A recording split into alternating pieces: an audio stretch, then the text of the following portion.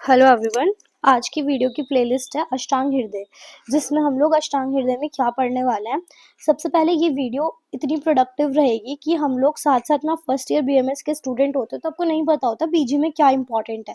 तो इस वीडियो में हम पीजी प्लस आपका वाइवा में जो पूछा जाता है और साथ में यूजी लेवल के एग्जाम से रिलेटेड जो भी श्लोक है और डिस्क्रिप्शन है उसे पढ़ेंगे एक पर्टिकुलर कॉम्प्रिहेंसिव वे में। तो वीडियो को स्टार्ट करते हैं, आपको ये समझ भी आएगी। सबसे पहले हम यहाँ पर बात करते हैं अष्टांग हृदय। ठीक है, अष्टांग हृदय में कुछ स्थानों की बात की जाती है। हर ग्रंथ में, हर संहिता में स्थान होते हैं, चरक, सुश्रुत, संग्रह और अष्टांग हृदय। तो इसके सूत्र स्थान सबसे फर्स्ट स्थान होता है, जिसमें चैप्टर्स आपको याद रखना है 30 चैप्टर्स हैं। सेकेंड स्थान जो है वो निदान स्थान है, जिसके अंदर 16 चैप्टर है और आप देख सकते हैं उत्तराखंड 2013 में ये क्वेश्चन पूछा भी गया है। फिर विमान स्थान इसमें नहीं होते। शारीर स्थान में 6 चैप्टर्स, चिकित्सा में 22, कल्प में 6, उत्तर तंत्र में आपकी 40 एंड लास्ट इज कुल अध्याय आपसे पूछे जाते हैं 120।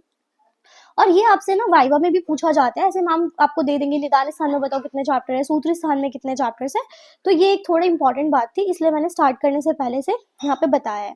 फिर अष्टांग हृदय लिखी किसने, वो वाग्भट ने लिखी है। वाग्भट द्वारा ये रचित संहिता है from the very first chapter, जो कि सूत्र स्थान का सबसे फर्स्ट चैप्टर है।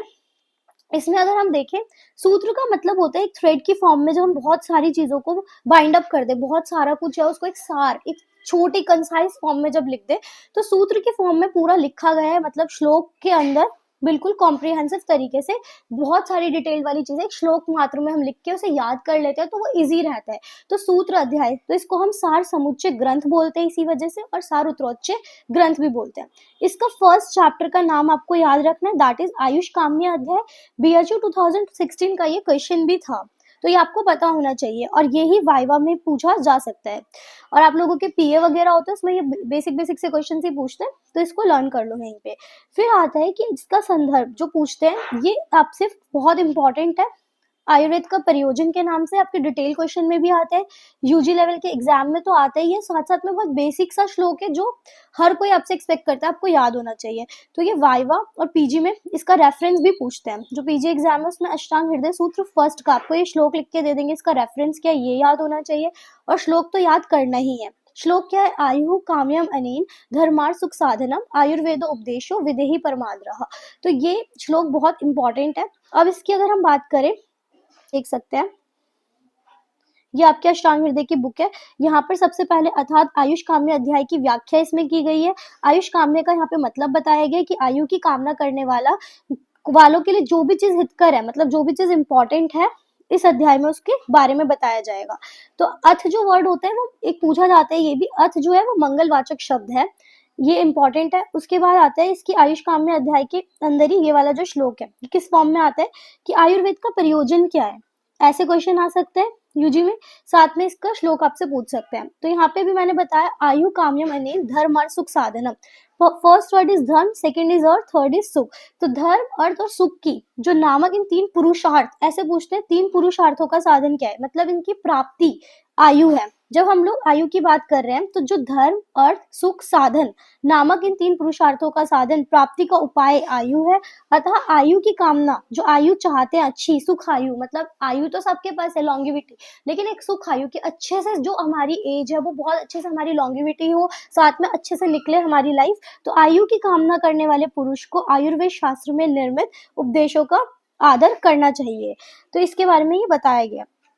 तो सबसे पहले बात क्या है कि मतलब जो धर्म, अर्थ और सुख का जो साधन है, ठीक है, इनकी जो कामना कर रहे हैं कि धर्म और सुख साधन की, सुख की जो कामना करने वाले, एक अच्छी सुखायु की जो कामना करने वाले, जिसका वो उपदेश जिस ग्रंथ में दे रखा है वो आयुर्वेद है, और उस आयुर्वेद का परम आदर करना चाहिए। जो लोग आयु की कामना कर रहे हैं उन लोगों के लिए ये श्लोक लिखा गया था। तो धर्म और सुख साधनम का मतलब क्या है कि धर्म आजकल धर्माचार्य शब्द की अनेक व्याख्याएं बताते हैं, तो हमें जो पता होना चाहिए वो क्या है कि आयुर्वेद शास्त्र में क्या बताया गया कि जिससे लोक का धारण और पोषण होता है उसे हम धर्म के अंदर लेते हैं। और अर्थ के बारे में क्या बताया गया, जिसे समाज प्राप्त करना चाहता है, यथा जैसे धन संपत्ति, जीवन उपयोगी साधन, जिस चीज को पाना चाहते हैं उसे हमने अर्थ। सुख 2 प्रकार के बताए गए, एक सुख वह है जिसके तत्काल सुख की प्रतीति होती है, लाइक हमने कोई चीज़ करी उससे हमें रिवॉर्ड मिला इंस्टेंट, तो हम उसे सुख बोल रहे हैं। और दूसरा सुख वो होते हैं जिससे आत्यंतिक कहते हैं, लाइक मोक्ष प्राप्ति, सेल्वेशन, कि लाइफ बिल्कुल जो पूरे जिंदगी भर में जो भी चीजें करी है, जो कर्म करे, उससे बिल्कुल अल्टीमेट जो हमें मोक्ष मिल रहा है, एक सुख, उसे कहा गया है। तो धर्म और सुख, ये दो तरीके से सुख बताए, एक तत्काल मिलने वाला और एक एंड ऑफ द रिजल्ट जिसे बोल सकते हैं। और आयुर्वेद उपदेशों कि प्राचीन काल से ही आयुर्वेद शास्त्र संबंधित बहुत सारी संहिताएं लिखी गई है जिनमें विविध प्रकार के उपदेश मिलते हैं। तो इसीलिए जो हमारी लाइफ के लिए यूजफुल है, व्यवहारिक आदर भाव इनके अंदर हमें रखना चाहिए। तो यही था कि जो सुख आयु की कामना करने के लिए और जो उसके साधन है धर्म और सुख, इनकी जो कामना करने वाले हैं, सुख आयु की कामना करने वाले हैं, ऐसे पुरुष को आयुर्वेद शास्त्र पढ़ना चाहिए। उसमें निर्दिष्ट जो भी उपदेश बताए गए हैं उसे फॉलो करना चाहिए, उनका आदर करना चाहिए। तो यही चीज यहाँ पर इसका संदर्भ पूछा जाता है, संदर्भ मतलब रेफरेंस पूछा जाता है, अष्टांग हृदय सूत्र फर्स्ट चैप्टर। फिर नेक्स्ट आपका जो आता है, फिर आयुर्वेद का अवतरण आता है कि आयुर्वेद का अवतरण कैसे कैसे आयुर्वेद के जो उपदेश है वो किसने दिए, कहाँ से किसके पास गए, ये बहुत इंपॉर्टेंट है। तो इसकी अगर हम बात करते हैं, आयुर्वेद का अवतरण डायरेक्ट भी पूछा जाता है और इसमें लॉन्ग आंसर भी आता है और इसका श्लोक भी इंपॉर्टेंट है। लॉन्ग आंसर में भी आपको एक्सप्लेन करना है विद श्लोक, बाकी ऐसे डायरेक्ट भी पूछ लेते हैं कि आयुर्वेद का अवतरण समझाएं। तो सबसे पहले ब्रह्मा जी ने सबसे पहले आयुर्वेद शास्त्र का ध्यान करा, ठीक है। उसके बाद किसे दिया ये शास्त्र, किसको उपदेश दिया, दक्ष प्रजापति। ये नॉलेज ट्रांसफर का प्रोसेस जो है कि आयुर्वेद किस तरीके से आगे आगे बढ़ा, वो आपको इसमें याद होना चाहिए। तो ब्रह्मा जी ने क्या करा, स्मृत करा, मतलब उसे याद करा, स्मरण करा। तो ब्रह्मा स्मृतो आयुषः वेदम प्रजापति जी ग्रहत, मतलब प्रजापति जी ने इसको क्या करा, ग्रहत मतलब उसको लिया।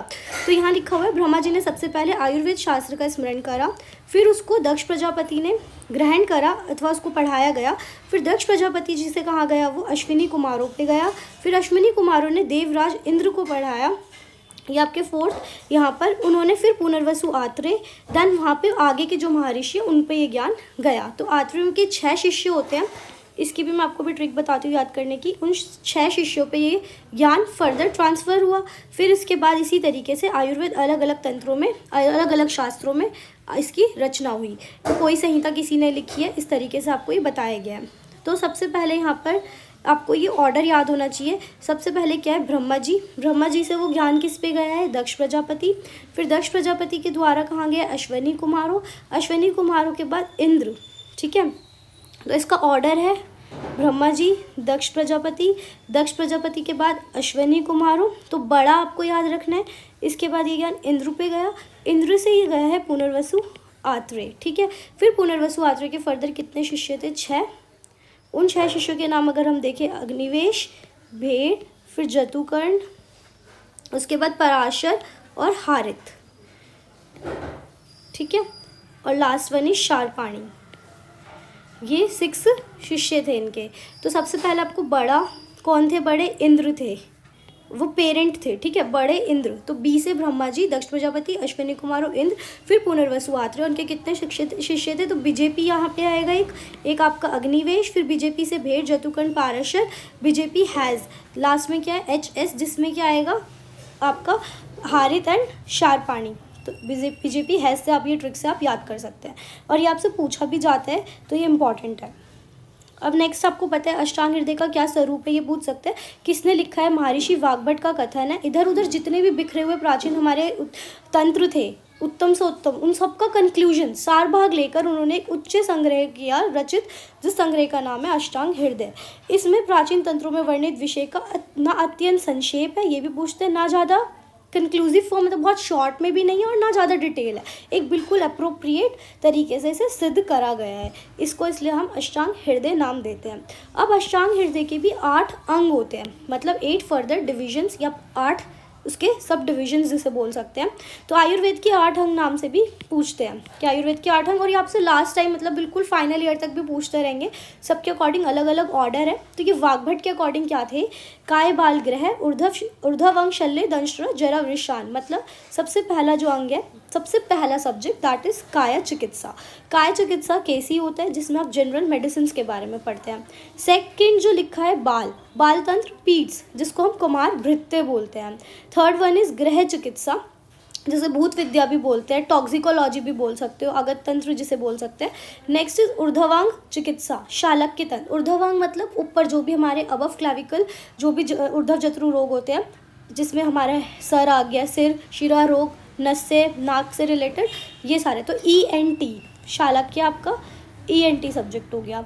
नेक्स्ट वन इज शल्य, दैट इज शल्य तंत्र मतलब सर्जरी। दंश्रा विष चिकित्सा, जिसमें हमारी अगत तंत्र आती है पूरी की पूरी, जिसमें हम जितने भी पॉइजन्स है, विष है, उनके बारे में पढ़ते हैं। जरा चिकित्सा इज रसायन चिकित्सा, रसायन तंत्र, जिसमें आपकी लॉन्गिविटी, एज रिलेटेड चीज़ें आती हैं। वृष, लास्ट इज वृषान, वाजीकरण तंत्र, जिसमें आपकी रिप्रोडक्टिव हेल्थ, इनफर्टिलिटी से रिलेटेड और जो भी हमारे को वाजी बनाने के लिए तंत्र बताया गया, उसके लिए ये होती है। और गृह चिकित्सा में हमारे जो नवग्रह हैं, भूत विद्या है, वो है। अगत तंत्र इज टॉक्सिकोलॉजी, दैट इज दंश्रा विष विज्ञान। यहाँ आपका लिखा भी होगा। इसमें हम काय चिकित्सा में क्या पढ़ते हैं, पूरा संपूर्ण शरीर को पीड़ित करने वाली, जो भी पूरा शरीर है उसमें जो पीड़ित करने वाले आमाशय तथा पक्वाशय से उत्पन्न जितने भी रोग हैं ना, उन सबको हम काय चिकित्सा के अंदर रखते हैं। बाल तंत्र मैंने बता दिया, कुमार भृत्य, बालक के शरीर में जो भी बल, धातु आदि का अभाव जब हो जाता है, माता जब धात्री जिसे बोलते हैं, मतलब प्रेग्नेंट वुमेन, लैक्टेटिंग मदर, तो उससे रिलेटेड। अब नेक्स्ट है आपका ग्रह चिकित्सा। इसमें जो भी देव, असुर आदि जितने ग्रह हैं, प्राणियों के लिए शांतिकरण की व्यवस्था की जाती है। उसके बाद बाल ग्रह, अलग अलग आप पढ़ोगे, कुमार वृत्ति में अलग अलग ग्रह बताए गए 9 प्रकार के, उसके अंदर हम इसके वर्णन पढ़ेंगे। फिर है शालक्य तंत्र, मैंने बता दिया। ऊर्ध्व जत्रु मतलब जो भी हमारे आईज, नोज, आपका ENT में जितना कुछ भी, थ्रॉट वगैरह, उसमें। शल्य तंत्र में हमारे आयुर्वेद का सबसे प्रधान अंग भी मानते हैं। इसमें हम लोग जितने भी घाव, व्रण, चोट, इन सबसे रिलेटेड जो सर्जरीज हैं उसके बारे में पढ़ते हैं। फिर दंश्रा चिकित्सा, दंश्रा का प्रयोग क्या है, यहाँ पर जैसे कि सर्प हो गया, जो भी विष वाली चीज़ है, सर्प, कीट, लूता आदि भी इनसे रिलेटेड। विष मतलब पॉइजन, जो हम फॉरेंसिक साइंस है ना, टॉक्सिकोलॉजी के साथ मॉडर्न में, ऐसे यहाँ पे अगत तंत्र है। नेक्स्ट इज जरा चिकित्सा, जिसे रसायन तंत्र भी कहते हैं। इसका जो वर्णन है, अलग अलग रसायनों के बारे में बताया गया है। जो रसायन तंत्र उसे कहा गया जो व्यय स्थापन, मतलब हमारी एज को एक तरीके से जैसे बोलते हैं ना, रिवर्सिंग ऑफ एज, उसको पुनः यौवन मतलब युवा लगे, जो यंग लगे उसको, और आयु को बढ़ाए। मेधा मतलब हमारी स्मृति, धारण शक्ति, इंटेलिजेंस पावर को बढ़ाए। तो हम अलग अलग रसायन का यहाँ पे वर्णन करते हैं। वृषा चिकित्सा इज आवाजी को भी जो वाजी बना दे, अर्थात मैथुन शक्तिकरणम, मतलब उसकी जो रिप्रोडक्टिव लाइफ है, जो उसको जो शुक्र है उसका, जब वो क्षीण हो चुका है तो उसको बढ़ाए। उन सबको हम यहाँ पे इंक्लूड करते हैं। नेक्स्ट इज, अब नेक्स्ट टॉपिक जो हमें देखना है, ये आपका इंपॉर्टेंट है एग्जाम पॉइंट ऑफ व्यू से। तो आयुर्वेद का अवतरण आपको मैंने बता ही दिया, BDAI, उस ऑर्डर में आपको याद रखना है। नेक्स्ट आता है अब यहाँ पर दोषों के बारे में। तो आपको पता होना चाहिए, दोषों के बारे में हम पढ़े तो हमारे पास त्रिदोष जो बॉडी में है, आयुर्वेद शास्त्र में संक्षिप्त 3 ही दोष माने जाते हैं, वात, पित्त एंड कफ। जब आपने आयुर्वेद नहीं भी लिया होगा तब भी इन तीनों का तो वर्णन आपने बहुत बार सुना होगा। तो इन्हीं की विकृति और अविकृति, इस पर भी क्वेश्चन आता है। तो विकृति और अविकृति क्या है कि जब ये दोष स्टेबल फॉर्म में, बैलेंस फॉर्म में, इक्विलिब्रियम में है, तब कोई बॉडी हमारी डिजीज नहीं है, आरोग्य है। और जब इसमें इम्बैलेंस आ जाएगा तभी वो डिजीज कंडीशन होगी। तो इन वात आदि दोषों का विशेष परिचय कहाँ दे रखा है, अष्टांग हृदय सूत्र स्थान के 11वें चैप्टर में, दैट इज दोष आदि विज्ञान। ये इंपॉर्टेंट है और इसमें इनके बारे में बताया गया है।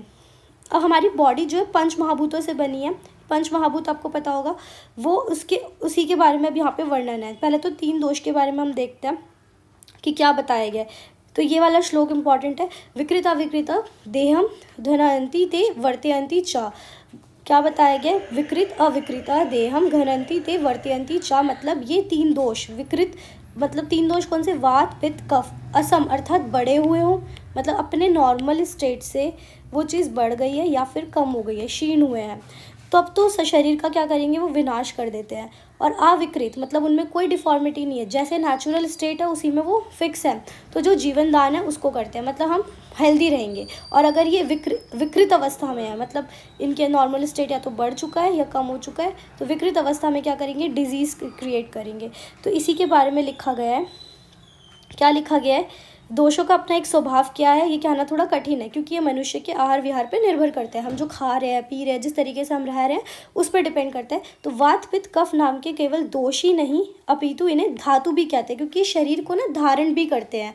अगर जब शरीर को धारण कर रहे हैं मतलब अपने इक्विलिब्रियम स्टेट में बिल्कुल जितना प्राकृत रूप है उसमें, तब तो ये हमारी बॉडी के लिए यूज़फुल है, धातु है। बट जैसे ही ये बढ़ जाए या कम हो जाए तो वो हमारे लिए वैकृत स्टेट आ जाएगा, मतलब वो शरीर को हार्म कर रहे हैं। ये शरीर को रुग्ण, विकृत या दूषित करते हैं, तब ये दोष कहलाते हैं। अगर नॉर्मल स्टेट है तो दैट इज़ धातु, और अगर ये एबनॉर्मल में है तो हम इन्हें दोष बोलेंगे। तो this point has to be clear. और ये मानव को स्वस्थ भी रखते हैं, तब तो ये धातु कहलाते हैं, और जब ये शरीर को मलिन मतलब हमें डिजीज़ कर दे तो ये मल कहलाते हैं। तो ये इम्पॉर्टेंट है, ठीक है। यहाँ पे आपका ये श्लोक अब देख सकते हो पूछा जाता है विकृत और अविकृत दोष का। अब आप नेक्स्ट यहीं पे इसी पेज पे देखेंगे तो अरुण दत्त है एक, उन्होंने क्या वर्णित करा हो गया, वर्तयंती चापयंती, ये BHU 2014 का पूछा भी गया है इनके अकॉर्डिंग कि कौन से किसका रेफरेंस है, ये अरुण दत्त का है, ठीक है। अब आते हैं दोषों का स्थान और उसका प्रकोप काल। ये इंपॉर्टेंट है। जो 3 वात आदि दोष थे सदा समस्त शरीर में, पूरे के पूरे शरीर में व्याप्त रहते हैं। आई होप आपको ये सब समझ आ रहा होगा। तो आयुर्वेद अवतरण तक हमने पढ़ लिया और विकृत अविकृत दोष की जो भी स्थिति है उसे पढ़ लिया। यही हमारा पैटर्न रहेगा इसको पढ़ने का। साथ साथ में हम लोगों को काफ़ी क्लियरिटी ऐसे मिल जाती है। तो अभी नेक्स्ट पार्ट 2 में we will further go for the दोष और उनका जो भी स्थान है उसके बारे में बात करेंगे, और फिर हमारे कोष्ठ का वर्णन, फिर उनके वात पित्त कफ के गुण के बारे में बात करेंगे, फिर सब दूष्य क्या है। ये सब बहुत इंपॉर्टेंट है। मतलब अगर आप वाइवा में सिर्फ इतना सा पेज जो मैं पढ़ा रही हूँ इसी को पढ़ के चले गए ना, आपको कोई ऐसा आंसर नहीं है जो नहीं आता होगा। साथ में आपके बीजी एंट्रेंस में भी यही क्वेश्चंस आते हैं, आप देख भी सकते हो क्या क्या पूछा गया है। फिर आपसे ये टेबल मैं लर्न कराऊंगी इसको थोड़ा इजी वे में, देन ये चैप्टर तो बिल्कुल एंड हो जाएगा यहीं पर आकर। तो ज़्यादा बड़ा नहीं है। आई होप आपको समझ आया। अगर समझ आया तो please do like share and subscribe. आपको अगर इस वीडियो का PDF भी चाहिए, आई विल शेयर इट, आप मेरे को टेलीग्राम पे मैसेज कर देना। Thank you so much for watching this video. Stay tuned for further videos.